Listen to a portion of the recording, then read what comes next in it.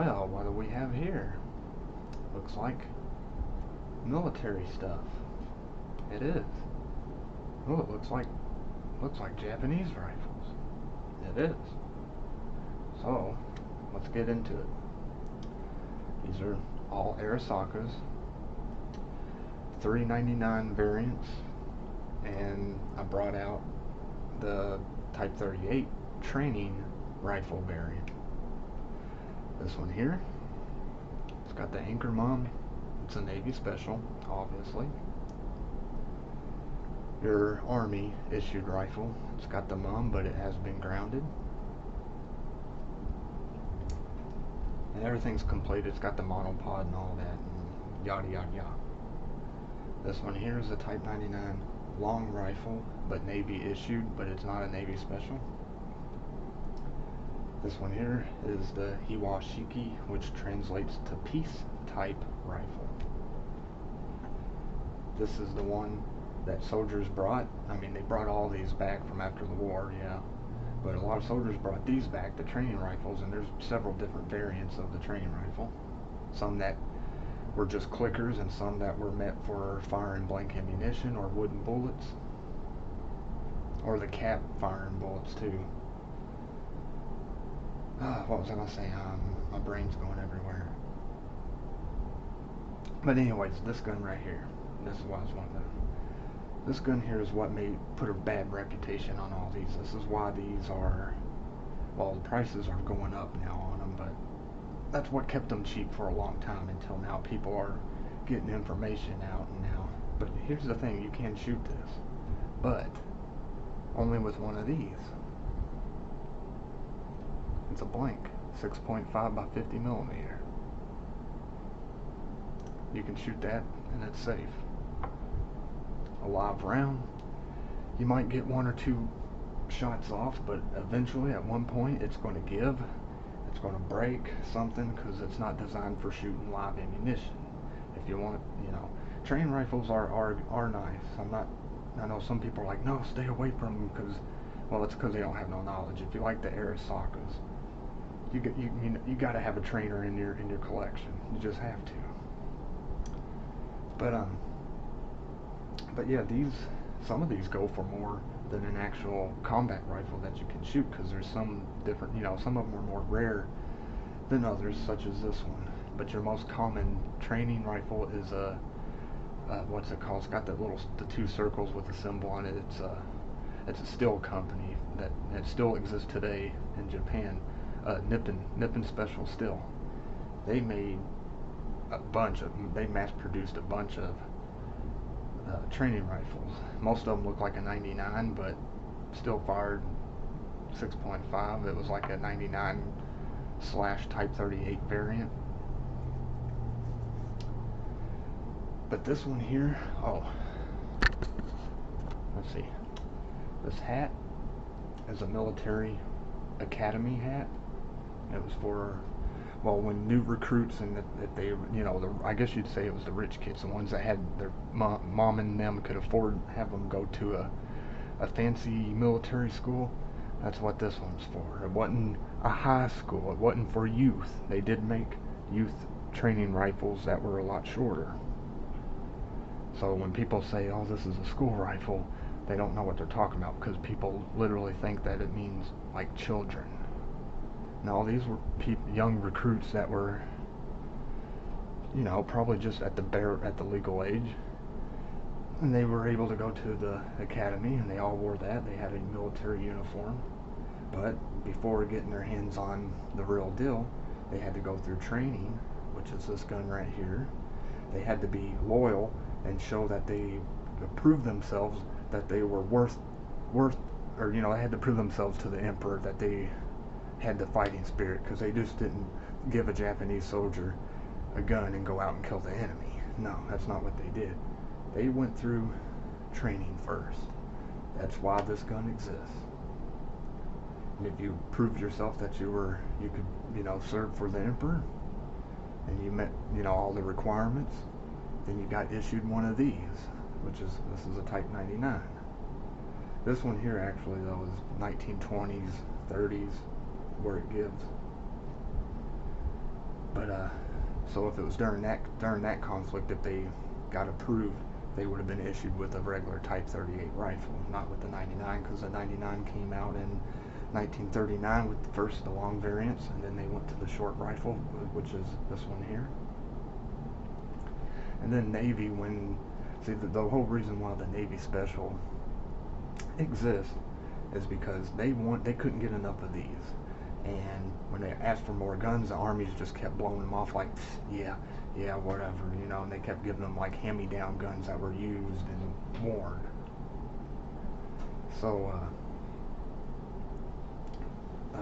the Navy arsenal, if I'm saying it right, Yokosuka Navy arsenal decided, you know, because they had training rifles and they wanted to make a gun basically simply out of a trainer, except they had what you see here, a steel bolt, cast iron receiver, but in a steel barrel, but the barrel goes and it's threaded all the way down, actually down to here, and that's why it, you know, to withstand the pressure of the 7.7 millimeter, because the cast iron normally wouldn't be able to handle it, so therefore they extended the barrel, and that's how this one works. But if you own one, I wouldn't actually suggest shooting it, maybe just blanks, but because if you break apart, this bolt won't work in this, so they are made differently. They're not like you could take this part and put it on here. It doesn't. Now I've planked around, but you can put, that's Beanie, my little doggy, you can put the safety and those work, but the firing pins are different, just slightly in size, shapes, you know, and thickness. But yeah, let's see, I'm rambling on. This is actually take 2 of this video. The other one, when I started recording, it wasn't recording, so when I hit stop, it started recording. I was like, oh, so I wasted my time. So this is my second take in this video. The brown handle sword that you see back here is a Type 98 Shinganto katana. It's got a Santain, but I am going to point out one thing. The handle's been replaced. It's not an original, but everything else is. Over here, the black handle one you see is a Type 94 Watakashi katana. And before anyone's like, oh, you're full of shit, I do have books on them. This is just one that I recommend if you're new to swords, or actually you should be very careful when you're buying one anyways, because there are, well, it ain't that they're fake swords, but they're reproductions. They're not they're original. But I suggest you do your own research on it, because I ain't going to get to the reproduction ones. But yeah, this book, you notice they're all different. Some of them, like, there's a, where is it? One's a Gunto here, or right here, this is a Gunto. You got a later war one, I'm not exactly 100% sure. But here you got Watakashi. And also, it'll talk about your tangs, how to read them, what markings too. Like a Navy swords had a mark sort of like this, but it had an anchor. Those are very rare and very expensive if you do find one. Anything, actually, anything Navy is extremely rare. You know, I'm looking for where it talks about the different edges. Oh, let me get here, damn it.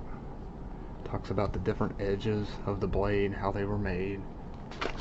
It's got a lot of things to help you identify what you have. And here we go. Because this sword here is the long variant, which is, it's not extremely rare, but they're not common either. Because the most common for Watakashi blades is a short one like this, but they did make long ones, but they're not as common. And it shows you the hamam, how the difference. Of course, it covers it for all. And here's like your Navy Kaiganto swords. This is a really good book, reference book anyways, if you're a collector. And then here's where you look down on your tang and you just follow, and it'll tell you how to read it. The year, everything. Now this book. This one covers Japanese, Germany, Canadian, British, Americans, Russians, and yeah, the Japanese, if I didn't already say that. It don't have anything, it don't get in full detail like the Navy specials, but there is a good book by, what's his name? Honeycomb or whatever, but it's like a $100 book, because it's out of print. Oh,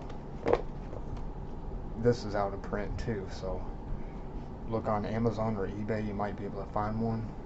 Might not be hardback though, might be a soft cover, but that's the only suggestion I can give you if you're looking for that book.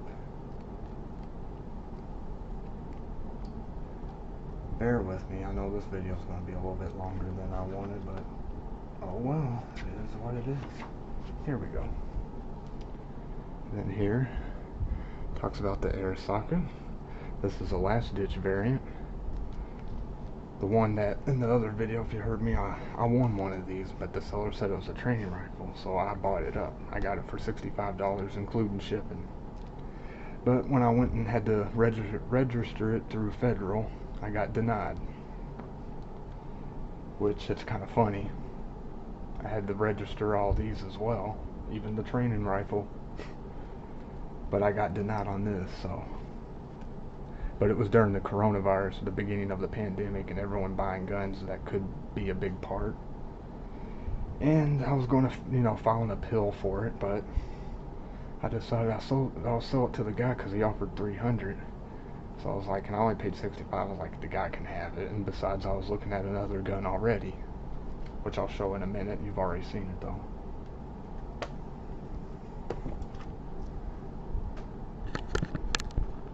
Now, I brought bayonets out for all these. First, we're going to get into the beginning. Right here. It's missing the spring, but for $65, I got it on eBay. It came with this one too, both for $65. This is a trainer one, which I wanted. I wanted a training one. It's got the serial number. Now let's look at the blade. Now I can't rub this one. This one, it'll cut you. It's got the Kokura marking. Come on, camera. There, come on. And then the hourglass. And the hourglass is unknown, at least in the forums. But overall, the blade is in really good condition. Plus, I polished these too to keep them from rusting and all that. Of course, the scabbard's not in the best shape. A little bit of pitting and stuff here, and a little ding, but it works. And they are transitional. They'll all fit all of them.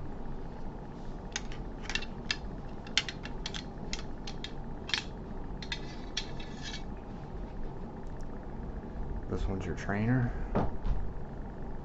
See, it's got 43. I don't know, that's probably just a number issue. Notice there's no proof marks, no serial number, but it does have a spring.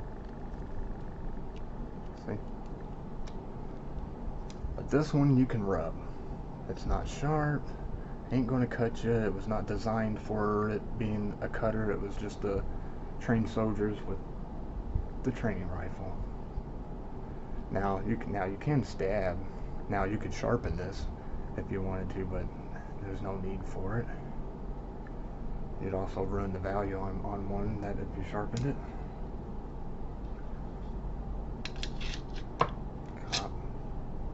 Putting it in backwards. And see, it fits loose. That's typical for a training bayonet. Oh, we already seen this one. Here's a relatively early one. Scabbard's in okay condition. Are you done? No. And this one is Kokora. See, this one's in really good shape. Can't rub it, it'll cut you. Now you can smell that age. And then this is your later one. It's not a last ditch, but it's getting to that era. This one was mainly for the Type 99, but like I said, you can put them on any of them, they'll work. Serial number. This one's a little rough, so and the camera ain't picking up. Oh well, I'm losing my patience. This is where we get into the difference. It's got a blued band, or a blued blade. It's in good condition, also can't rub it. That'll cut you. This one's a Nagoya Arsenal, made at a sewing factory. It's got the, come on camera. There we go. But yeah, the blade's in good condition.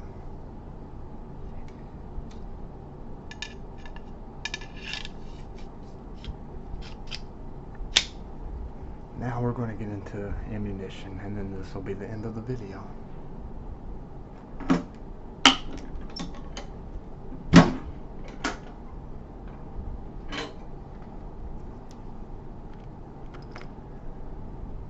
I recommend, if you're going to buy ammo, Steinel. This is 7.7. Now you can order, if you're wanting any kind of like special rounds, you'll pay more, but he'll make them for you, Andy Steinel. These here, I wanted armor piercing rounds, so yeah, I paid well, let's just say they were expensive. $45 a box. Let's just put it that way. But yeah, this is a very, very powerful round. Ain't something. This ain't the type of ammo you shoot when you're planking. I'll tell you that. This is ammo basically if a war broke out. And I have more ammunition over here, but I'm not getting it all out. This comes from a guy that makes ammunition in Texas. It's a 180 grain soft point. It's a Hornady bullet. These have some pretty good felt recoil. Well, the armor piercings, they have good recoil as well. But these pack a punch too. This is a soft nose. Still powerful. Still do a lot of damage.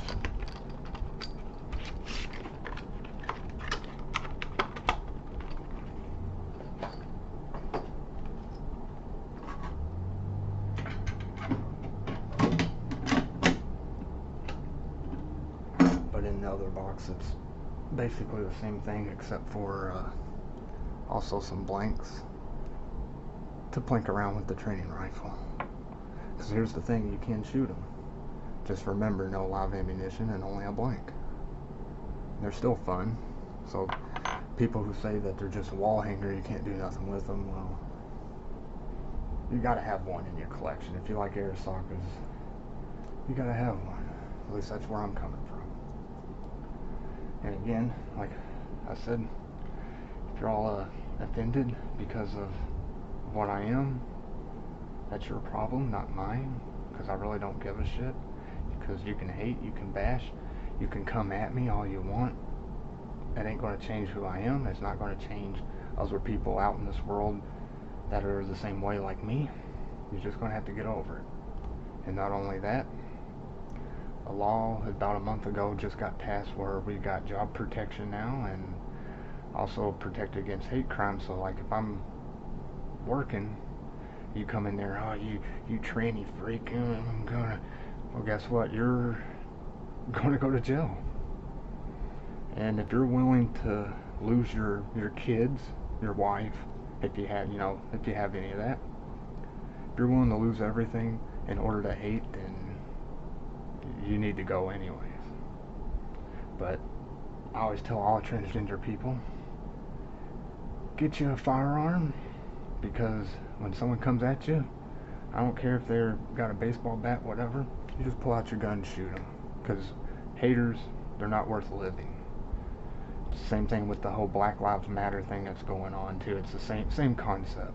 So I feel bad. Like, see, you all don't get it if you're straight, but people like me, we understand. We understand how this, what blacks go through and all that. And it's a bunch of shit. Because they're just human beings, just like us. But of course, there's bad in everybody. There are people like me that are really nasty and perverted and force themselves on people, and that's probably, and of course, media doesn't talk about that, but that's probably where the main source of why people like us are getting killed. Because I'm gonna be honest, every time I'm out in the street or whatever, no one just comes and bashes at me. Sometimes they give me weird looks like, what is that? But that's about it. But I always come prepared anyway, so if someone's gonna come at me, you're dead, plain and simple. Have a nice day.